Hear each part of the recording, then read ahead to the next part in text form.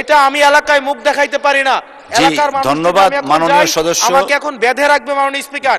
কবের মধ্যে এই মৃত্যুর মিছিল থামবে? আমি ভিক্ষা চাই এই সংসদের কাছে। এই রাস্তাটা 10 লক্ষ মানুষের প্রাণ বাঁচাবে মাননীয় স্পিকার। আমি আপনাদের কাছে ভিক্ষা চাই। জনাব মোহাম্মদ হাসনাত আব্দুল্লাহ, একটু মাইকটা দিবেন দয়া করে প্লিজ। ধন্যবাদ মাননীয় স্পিকার। আপনি এখন যে মুহূর্তে আমাকে অনুমতি দিয়েছেন কথা বলার জন্য, ঠিক সেই মুহূর্তে আমার দেবিদ্বারে 3 জন তরতাজা মানুষ কিছুক্ষণ আগে মৃত্যুবরণ করেছে এবং তাদের এখন জানাজার প্রস্তুতি নিচ্ছে। এবং এটি দেবিদ্বারের প্রতিনিয়ত ঘটনা। বাংলাদেশে কোনো সড়ক নেই, বিভাগীয় শহরের 2টা বিভাগীয় শহরকে যুক্ত করেছে, কিন্তু সেই রাস্তার প্রশস্ত হচ্ছে মাত্র 18 ফিট। মাননীয় স্পিকার, আমি কুমিল্লা এবং সিলেট মহাসড়কের কথা বলছি মাননীয় স্পিকার। কুমিল্লা এবং সিলেট মহাসড়ক, যেটা ময়নামতি, দেবিদ্বার, জাফরগঞ্জ, কংসনগর হয়ে ব্রাহ্মণপাড়া, কুটিচমুহনী গিয়েছে। এই রাস্তাটা একটা মহাসড়ক, যে রাস্তা দিয়ে 10 লক্ষ মানুষের যাতায়াত এবং যেটা 2টা উপজেলাকে। কি বুঝলেন ভাই? অনলি যেটাই চাই। ব্রাহ্মণপাড়া, বুড়িচং এবং দেবিদ্বারকে সংযুক্ত করেছে।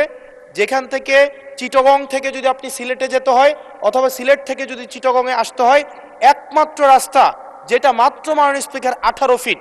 এই 18 ফিট রাস্তা দিয়ে প্রত্যেক দিন এটা মৃত্যুর মিছিলে সেটা পরিণত হয়েছে। দেবিদ্বার বুড়িচং অংশটা প্রত্যেক দিন মৃত্যুর মিছিল।